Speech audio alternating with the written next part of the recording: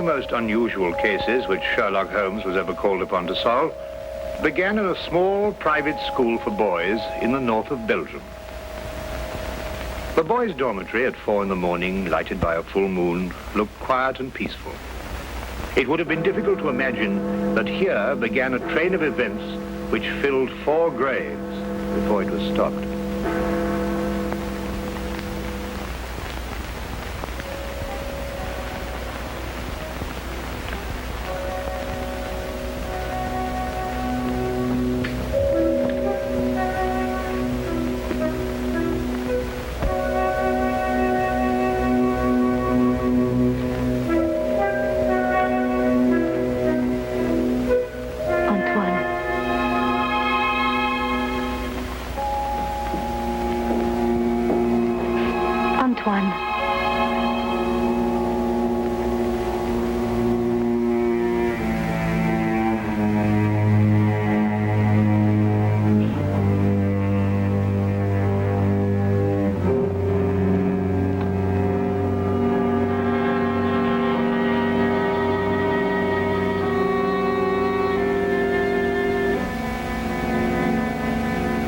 He has gone out. Didn't you try to stop him? I called his name. Either he did not hear or pretended not to. I was afraid to startle him.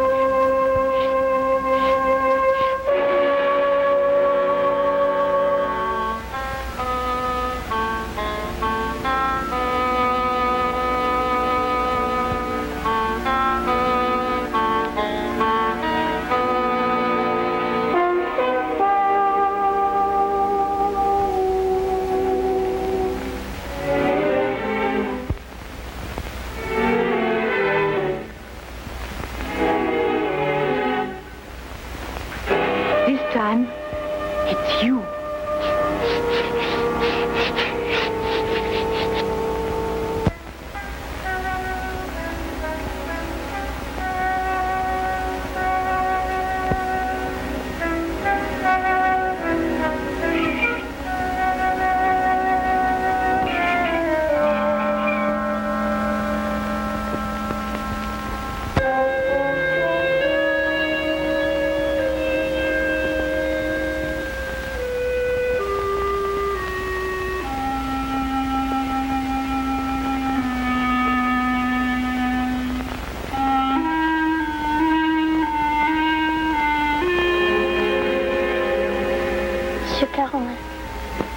Is there nothing wrong?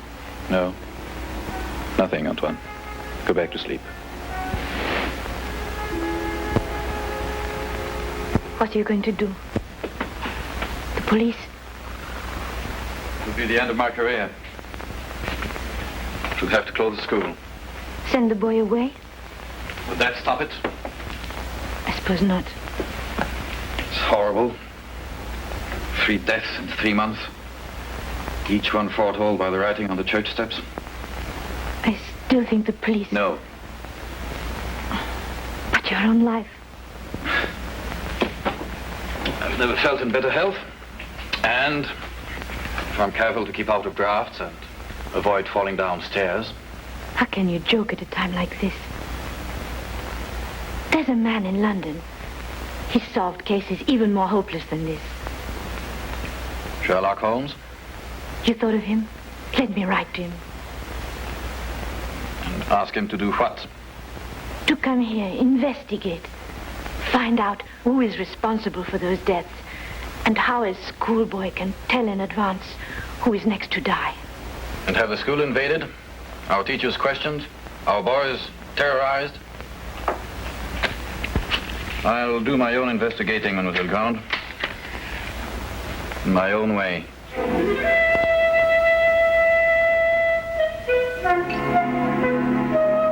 Some weeks later, a letter arrived at Baker Street. Holmes read it over once to himself and then aloud to me. Dear sir, it will be a source of eternal regret to me that I allowed myself to be dissuaded from writing to you sooner, Mr. Holmes. Now Mr. Carolan is dead of natural causes, the doctor says, though I am not sure he isn't mistaken. I pray that you will come to Arno without delay and lend us your assistance in putting an end to these ghastly occurrences. Respectfully yours, Marie Grande. You deduce that the writer of the letter was young? I'll go further than that. I'm prepared to wager that she's madly attractive to boot. Better and better. And what do you base these interesting conclusions? Wishful thinking, my dear chap. Wishful thinking. Then wish no more. She is both young and attractive, with hair the color of autumn honey. Oh, did you read that between the lines? No. This came with the letter.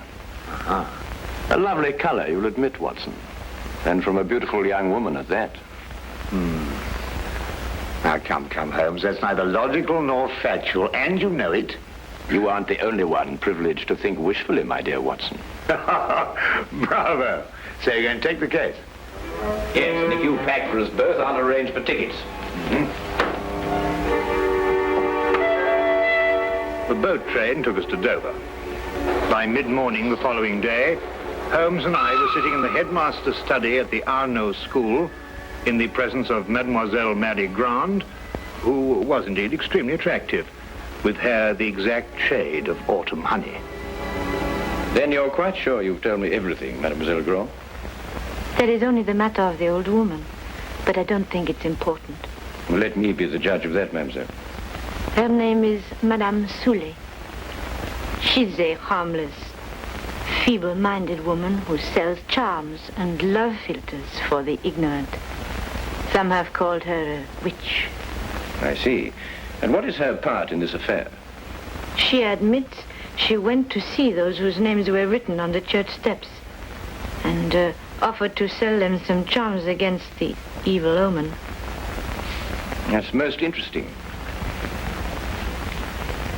Did any of the other victims purchase these charms? I can only speak for Monsieur Carolin. He did not. And what about the others? Were they persons of wealth? No.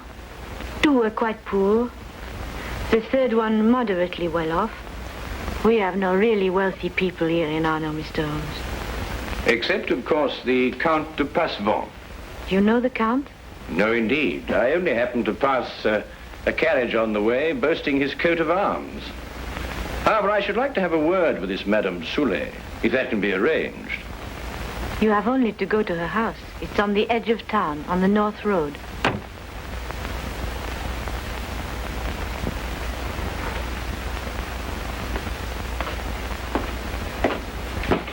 Monsieur Manelli, this is Monsieur Holmes and his friend Dr. Watson. Monsieur Manelli, our new headmaster. How do you do? How do you do? Now that you're here, Mr. Holmes, we have hopes at last of getting to the bottom of this terrible affair. Thank you, sir. I can only hope to do my best. Mademoiselle Grande has given you all the facts? All the facts at her command. Perhaps you can supply some additional ones. I am sorry, no. Mademoiselle Grande was the favorite member of the faculty here. She had Monsieur Carolin's confidence, not I. I see. And now that I've had the honor of meeting you gentlemen, I hope you will forgive me if I go to meet my class. But certainly. By the way, mademoiselle, Dr. Dimanche is waiting in the vestibule. Did you send for him? Yes, I did. I'll go and fetch him. I'll be back directly.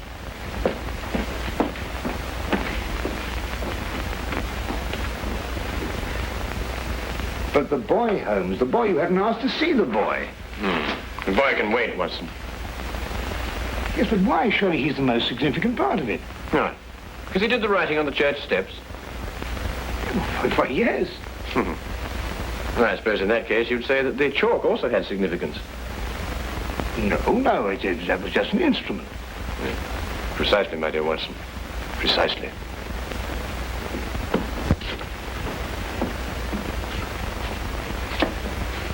Mr. Holmes, this is Dr. Dimanche. Mr. Holmes and Dr. Watson. Delighted. How do you do, Doctor? Always happy to meet a colleague. Thank you, so am I. I hope I haven't kept you waiting. I came as soon as I got Mademoiselle's message. Won't you sit down? Thank you. Mademoiselle Grant tells me that you're the physician who attended Monsieur Carolan shortly before he died. Yes. My last examination of him gave me no hint of what was coming. I see, and yet you're positive he died of natural causes. There's no doubt about it. I believe 3 other persons died recently in Arno, shortly after their names appeared on the church steps. Did you attend them also? Arno is a small town. I'm fortunate or unfortunate enough to be the only doctor here. Previous to your present fortune, or misfortune, you practiced in Paris, I understand. I see Mademoiselle Grant has briefed too well. I told nothing of your past, Doctor. Then how do you know? Well, you dress with the flair of a Parisian. And if you've been living here any length of time, I should imagine you would have acquired a more homespun costume. I might have ordered these from Paris. On the income of a country physician. What do you think, Dr. Watson? Hardly likely, Holmes. Capital, Mr. Holmes. Your powers of deduction have not been overrated. But you didn't ask me here to discuss my clothes or my income. How can I help you? Dr. Dimanche, of what exactly did Monsieur Carolan die? Heart failure. Well, you carried out a post-mortem. There's no need. The signs were obvious. I see. And you saw nothing suspicious, either in the case of Monsieur Carolan or of the other victims? Not one thing, Mr. Holmes. That's interesting. Perhaps you'd care to put forward a theory of your own as to the connection between the prophecies and the deaths. I have no theory. The explanation lies either in the most extraordinary combination of coincidences or in some sort of provision on the part of the boy, Antoine. Do you believe in prevision or telepathy? Years ago, my professor at Salpêtrière did suggest there might be something in it. For myself, I don't know. I neither affirm nor deny. Then I believe you can tell me nothing more for the present, Dr. Dimanche. Don't hesitate to call on me again. Now I must go back to my surgery. I may have a patient waiting. You never can tell. I'll be here early tomorrow afternoon for the monthly examination, mademoiselle.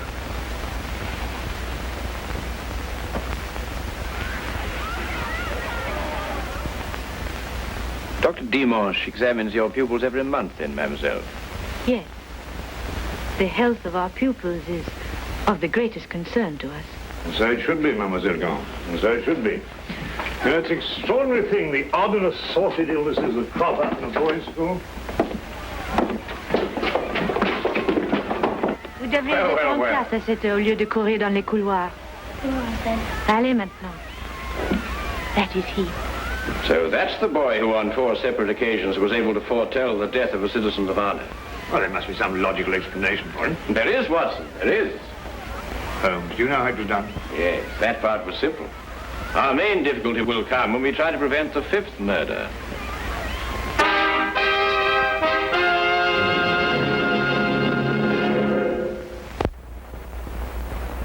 Turn to the case of the deadly prophecy.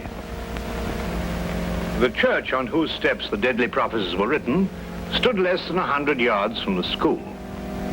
I had supposed that Holmes, with his usual attention to detail, would want to examine it thoroughly, but once again he surprised me. He did not stop. And I had a fair guess that perhaps he wanted to have a little talk with a certain Madame Soulet. Come in. Madame Soulet? Come in, come in. I was expecting you.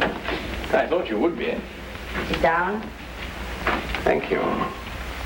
Do you know why I've come to see you? For help, naturally. Score one to her, Holmes. Let's call it information. Trifling bits of information such as how came the boy by his deadly prophecies? Whose hand was it made them come true? Suppose we start with a bit even more trifling. You offered charms to the victims. But how did you know who they were before they were struck down? There were no announcements made. If the Englishman will cross my palm with English gold, You'll tell me? I will give the Englishman a filter, warranted to make him see so clearly and think so lucidly that all mysteries will be revealed to him. Each is as potent as the belief of the one who buys and uses it. If those four had bought instead of turning me away, who knows? But they did turn you away. And now all are dead. May I sell you a filter, sir? It will guard you against harm. Come, Watson.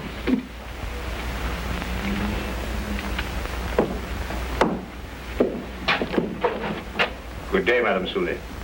You are a wise man. You say little and listen well. Good day to you, sir.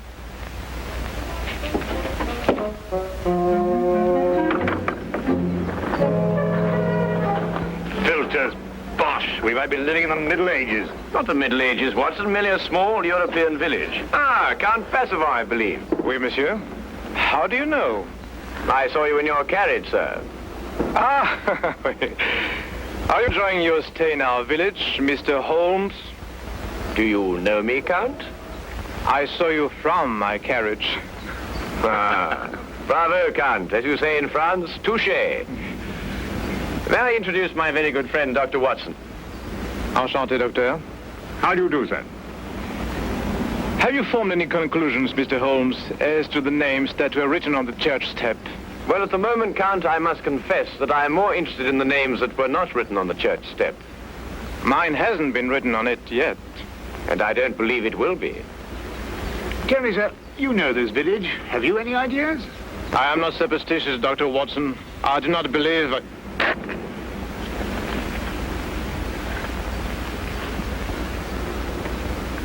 You're not superstitious, Count? Madame Soulet's filter, at least, can do no harm. Good day, monsieur. Good day. There were a few points about this case which Holmes thought could best be cleared up in Paris. He had asked me to go alone as the following night there would be a full moon, and he wanted to stay in Arno to be on hand just in case.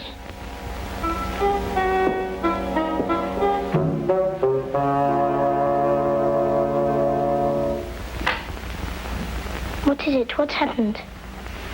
Nothing at all, Antoine. You were walking in your sleep. Now be a good boy and get back to bed. I can't. There's something I must do. Not tonight. Not tonight, Antoine. Yes, sir.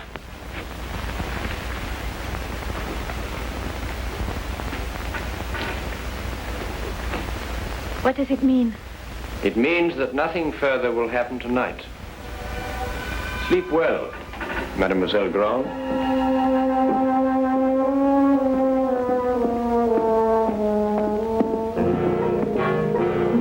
The carriage came to fetch me at the station. Later, I found Holmes at the school. Well, you may go back to your class now, Antoine. Well, Watson, did you have a successful trip? Yes, you were right. Good. Mr. Holmes, was the boy able to tell you anything? No, but his silence was eloquent. Oh, by the way, I should like to have the use of the headmaster's study for a little gathering shortly before midnight. You'll name the murderer? No, he will name himself.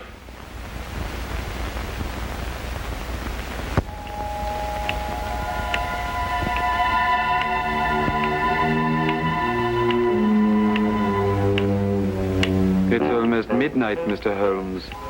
Must we wait much longer? good evening, Count. I think you all know Count Passavant. Count, you met Dr. Watson in front of Madame Soulet's cottage. Would you be so good as to take that chair, Count? I expect you're all wondering why you've been invited here at such a late hour this evening. Well, we are concerned with the murder of Monsieur Carillon and of 3 other citizens of Arno before him. Mr. Holmes, sure they died natural death. I happen to believe that they were murdered. Now, the question is, with what motive? Profit? But these were ordinary people of modest means. The murderer could scarcely hope to enrich himself at the cost of their lives. Now, a thought occurred to me, and I decided to go and see Count Passavant and ask him if his life had been threatened too. It has been. And this is the feature of the case that most intrigues me. Blackmail has often been the prelude to murder, but here, for the first time, murder became the prelude to blackmail. What was demanded of you, Count? 100,000 francs. And if you didn't pay? My name was next to appear on the church tips. So you see, extortion was the motive from the first. And to that end, an atmosphere of terror was built up by means of 4 successive murders. It would take a man of superhuman courage to resist. But, Mr. Holmes, the names were written by one of our pupils. What possible connection could an 8-year-old boy have with such a scheme? Yes, Antoine. Just an unwitting tool. Of whom? The blackmailer must be someone who could have poisoned 4 people. Don't distress yourself, Madame Soulet. The killer meant suspicion to fall on you.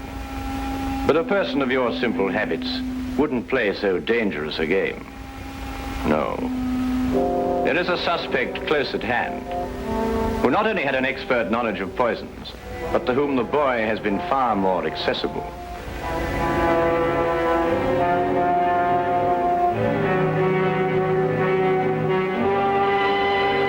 Accessible regularly once a month. This suspect was once a pupil of Dr. Charcot, who lectured on hypnotism at Salpêtrière Hospital in Paris. It would have been as easy for him to send Antoine on his monthly errands as to wind up a mechanical toy. Dr. Watson. Yes? Yesterday in Paris, you made certain inquiries into the character and education of this suspect. What did you discover? I discovered that he was a spendthrift and a wastrel who had quit Paris in order to escape his creditors. It's a lie. Calm yourself, Dr. Dimanche. I, too, have dabbled in hypnotism. This morning, Antoine and I had a little talk. I suggested that he come down here at midnight and point out the person who instructed him to write on the church steps. The person he was instructed not to remember when out of the hypnotic trance. It lacks but 1 minute to 12 now.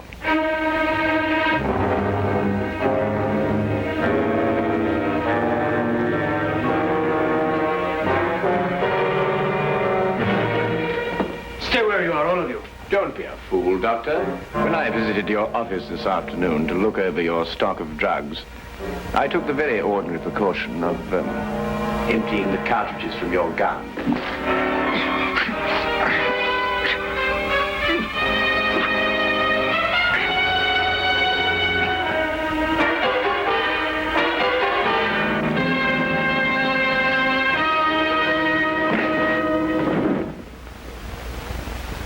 Should we wait for the boy to make the identification, Mr. Holmes? Mademoiselle, Mr. Holmes's deductions are always completely truthful and completely accurate. But the methods by which he achieves these ends are not always so straightforward. He said that he'd hypnotized the little boy to have him come here tonight at midnight. How did you know it was a bluff? You also said that the gun was unloaded. Oh.